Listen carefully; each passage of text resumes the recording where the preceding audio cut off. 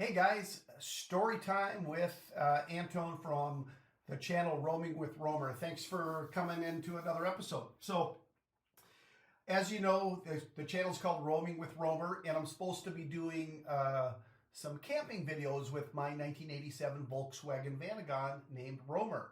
It went to the shop today. It was supposed to be fixed today, and evidently they had to order more parts. So 3.5 hours down from Duluth down to Twin Cities area, and then 3.5 hours back, not to mention sitting down there for hours, and it's still not fixed.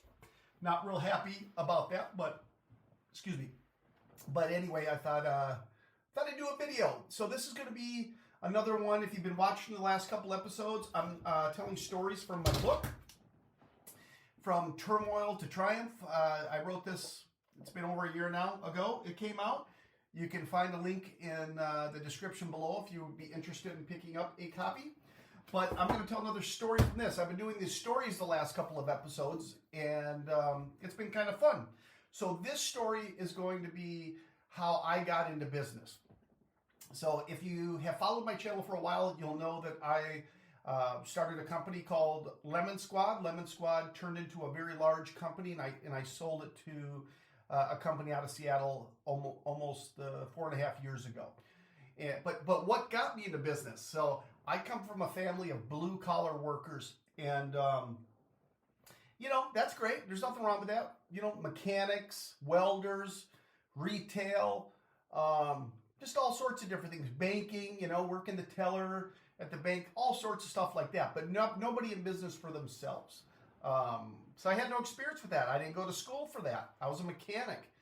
And how that came to be, how I got into the automotive world was my mom married a guy. And I think I'm going to do a video on this guy at some point. He wasn't a nice guy, still not a nice guy. And my mom is still married to him. He is an awful, awful human being. And again, we'll talk about that at another time. But he owned a shop at one time. So he knew an automotive repair shop, and he knew how to work on cars. And he went to work every day roofing, and when he got home, he would work on cars, and he would buy cars that would need engines, and he'd buy that car, buy a different engine, install it. And I got to learn how to work on cars a little bit. So I do owe him that. I got to work on cars from an early age, and maybe around 18, 19 years old, I ended up getting my first job as a mechanic. And it was at a place called the Old Volks Home in St. Paul, Minnesota. Old Volks Home, like Volkswagen. And we specialized in, all sorts of older Volkswagens up to the modern ones for the time. And so I worked on a lot of Vanagons and Rabbits and Jettas and things like that. That's what was the big deal back then that we would work on. And they were fun. I loved it. I loved Volkswagen, still do. I got the 87 Vanagon to this day. I got a 71 Volkswagen Vanagon, 1971 Volkswagen bus camper as well, named Gus the Bus. And anyway, I started out as a mechanic, and I started working there. And I wasn't there very long because the boss that I worked for, he was married, but he liked to talk to the female customers and bring them back into his office. And his wife caught him cheating numerous times and finally divorced him. And when they divorced, they had to sell the company and everybody had to find new jobs. So I ended up going to the dealership. Now that was like the minor leagues going to the big leagues. And I had to really up my game because I knew how to work on cars to some degree, but I had a lot to learn. I didn't go to school for it yet at that time. So everything was self-taught. And I also found out when I started working and doing this full time that my tools weren't adequate. So, maybe you guys have heard of Snap-on Tools. That was the company I bought from. And I would have a big bill with them buying tools. And most of my check went towards that. I would never have been able to live on my own at that time. I was still living with my grandparents even at that age. And I was trying to amass all these tools so I could do my job. I'd have to run around the shop and borrow certain wrenches or whatever the case is from other techs just to do the job, because I wouldn't have something. And I was trying to, whenever I borrowed a tool, even if it was a tool that wouldn't get used much, I tried to purchase one for myself. And doing that got me in a lot of trouble with financially. I was able to get through it, but man, it was hard. Because that bill with Snap-on, you carry a bill with him and you pay on it. Every week he'd show up at the same day, at the same time, and I'd get on that truck, I'd get what I needed, and I'd give him a little bit of money. And I had like a rotating account with him, and I would just keep paying on that account. And it seemed like it would never get paid off. And most of my check, like I say, was going to him. But I got to the Schmelz Countryside Volkswagen, made it to the big time, and I learned a lot. I learned how to be a good mechanic. If you guys don't know how mechanics get paid, it's not by the hour, typically. I think there's some out there that do get paid that way, but normally a dealership will pay you by how much work you do, not by the hour. In other words, there is a book out there. This isn't it. This is my book. But there is a book, and you can look up in that book, 1985 Volkswagen Jetta. I need to do front brakes and rotors. I look it up. It says it should take me 2.5 hours. That's how much we're going to charge the customer, 2.5 hours. So I get paid my rate as a mechanic for 2.5 hours. I may do that job in an hour. I still get paid 2.5. So if I'm there 8 hours of me working on cars, I might get paid 16, 17 hours of actual pay. So if you're a fast mechanic, you can make really good money. And I was a fast mechanic. I'm very type A. I'm very get up and go. And I was typically the fastest tech in the shop because of that. So I made good money for being a tech, but this is also when my anxiety started kicking in. And this is what my anxiety is what led me into becoming a business owner.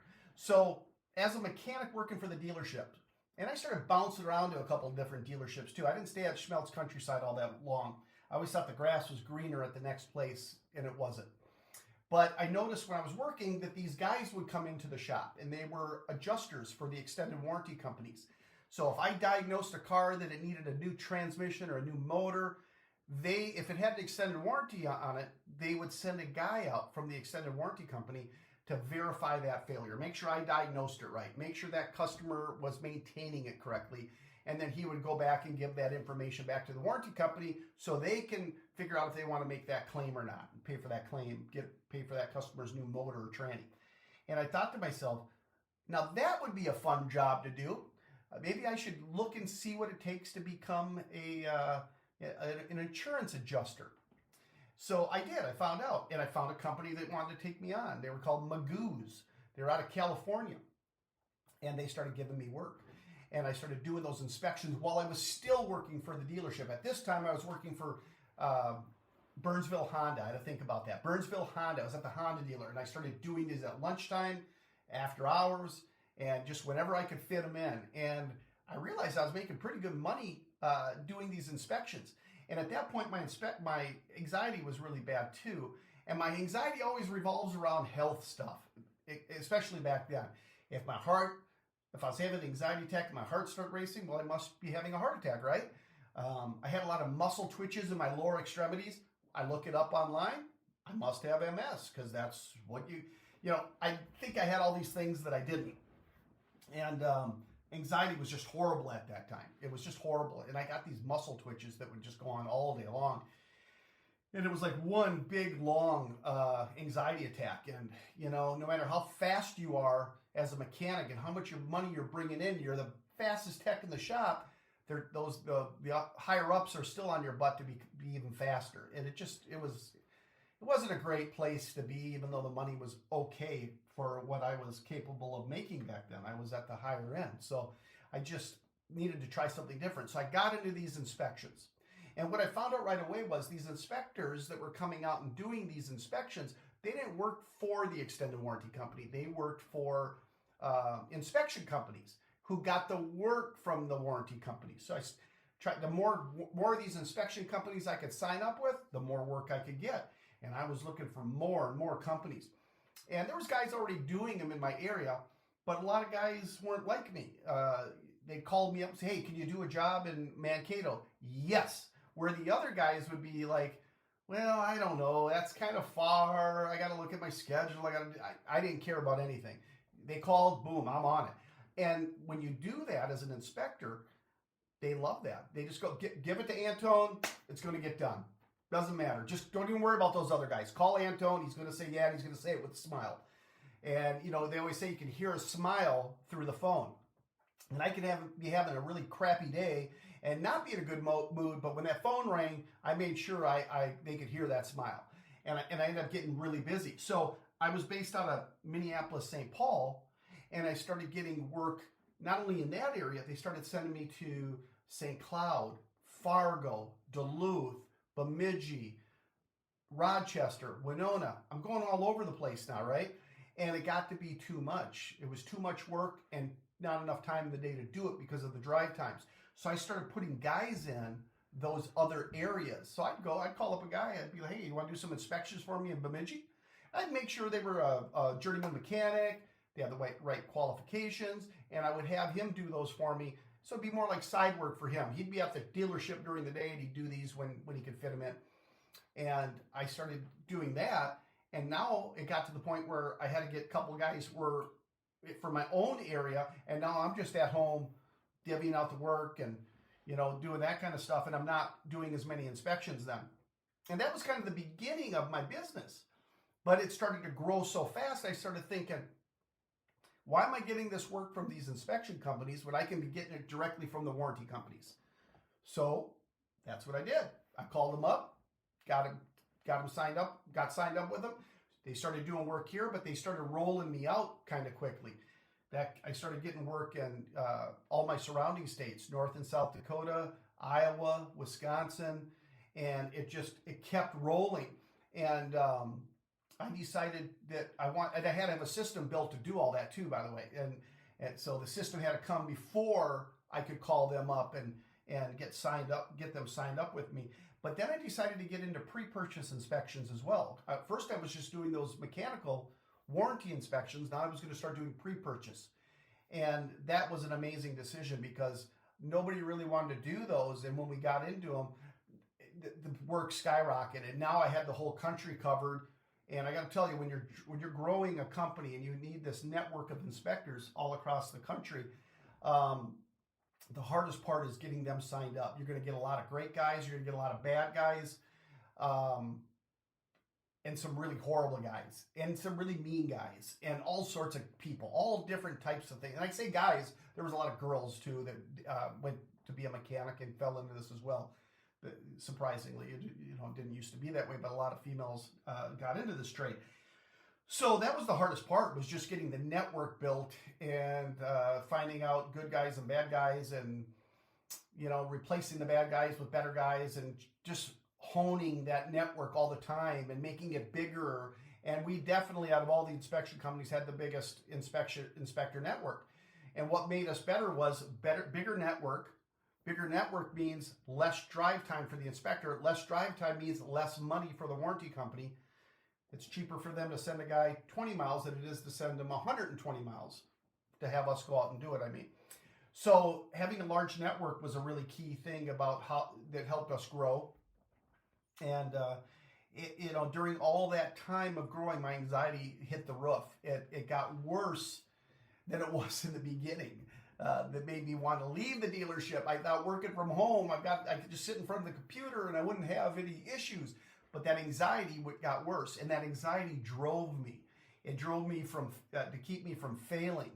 I had a wife, I had a daughter, I had a roof over our head, I had bills, we needed food, we needed a nice car because I was kind of doing inspections still, so I couldn't just have some jalopy.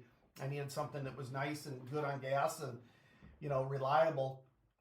And then I was gone all day, so my wife needed a vehicle in case she needed to do things. So we needed a couple cars. We just needed a lot of things at the time. So I had to keep this stuff rolling. But the company got really big, and that anxiety pushed it to get big like that. So I can thank the anxiety in a lot of ways for running me the way it did. And towards the end there, I did have something happen that changed my life, and it happened. I take it back. It was right after I sold the company. So I sold it 4.5 years ago. I had a company come to us and say, hey, can you do some inspections for us? And I said, sure, we can.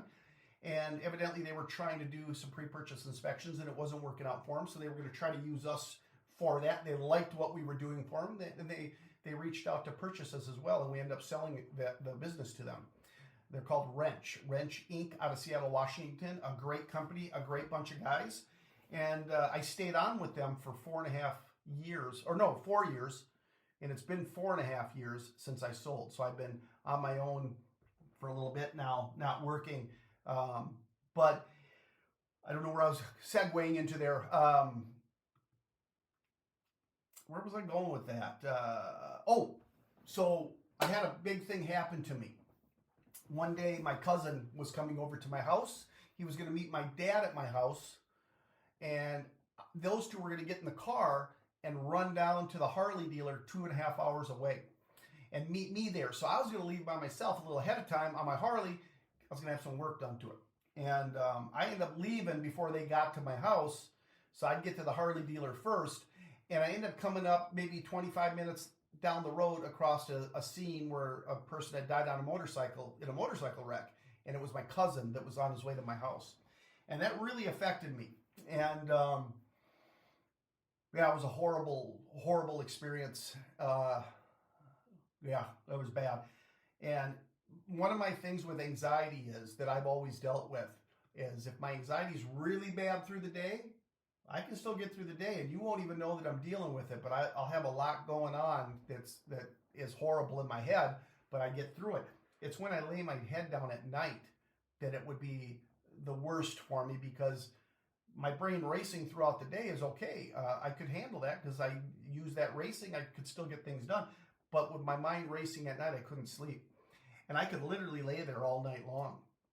And I'd have bouts like this. I'd never be able to sleep good, but I have bouts where, you know, over the months, over the years, where sometimes it'd be worse and sometimes it'd be a little better. It was never great, but when that happened, it got really bad. And when I did fall asleep, I was right back on the accident scene, and that was really tough for me. And I'd see the lights and stuff, and it was really hard. And I had 3 nights where I didn't get any sleep, and my wife took me down to urgent care. And I met a Dr. Moriarty there. And Dr. Moriarty, and I've talked about this in some of my other episodes too, guys. So if you have heard this stuff already, I apologize, but a lot of my life overlaps like this.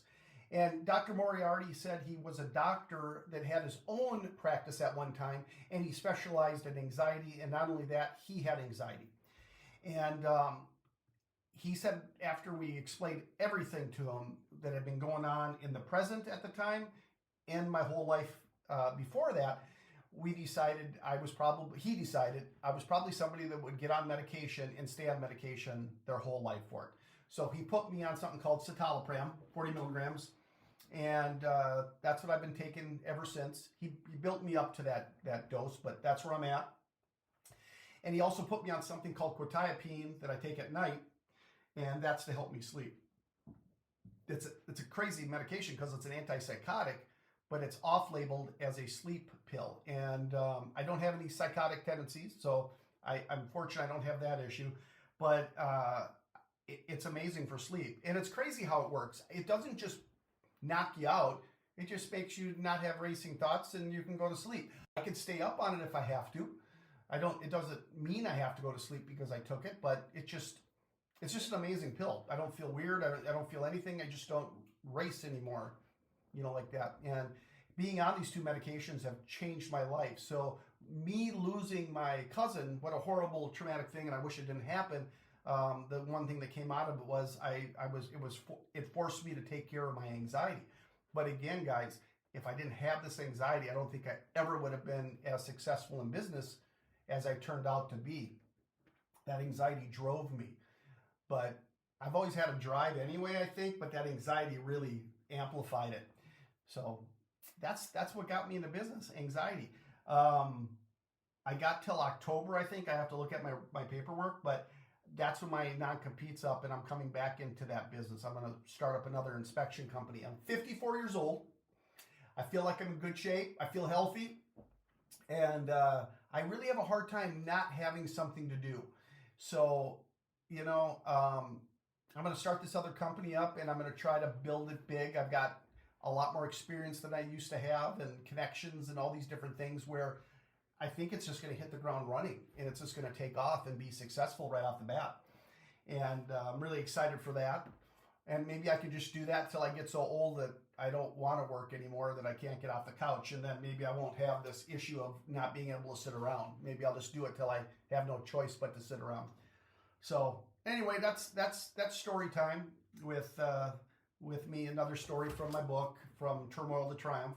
And again, if you guys want to pick up a copy, it's a short read, but it tells a lot of stuff about anxiety, tells how later in life, I don't know if I brought this up in this video, but about 1.5 years ago or so, I was diagnosed with being on the autism spectrum, which explains a lot about my anxiety that I have dealt with my whole life. It keeps your, I just saw a picture of my cousin there, guys. I'm going to see if I can find that again. I'll show them to you. But that autism, at least for me, it makes your mind race and stuff like that, and that's part of the reason that I have anxiety, evidently. I saw a picture of Josh there. His name's Josh Ferris, guys. He is a great guy. We were buddies since I was a young kid, and I love him dearly. Oh, there he is. I love him dearly to this day, and I don't know if you can see that. I'm the guy. This is... Here, let me see here. That's me, and that's Josh. It's my cousin Josh right there. Awesome dude. Had a hard time with his death. I really did. Not only just showing up on the scene, but the motorcycle he crashed, I had purchased that for him. And, you know, I hold, you know, he's always been into motorcycles, so it's not like I got him riding. But, you know, I feel like if I didn't buy that bike, this wouldn't have happened. And, you know, it just sucks. But like I say, some good came out of it. It helped me, it forced me to take care of some mental health things. And, you know, I know he'd be happy that that came out of it. He was a great guy. Just miss him dearly. So anyway, guys, have a wonderful rest of your day. And I'm going to do a few more of these stories from the book. Of course, that's in the book too, what we just talked about. And yeah, we'll see you in the next episode, guys. Everybody have a great day. Take care.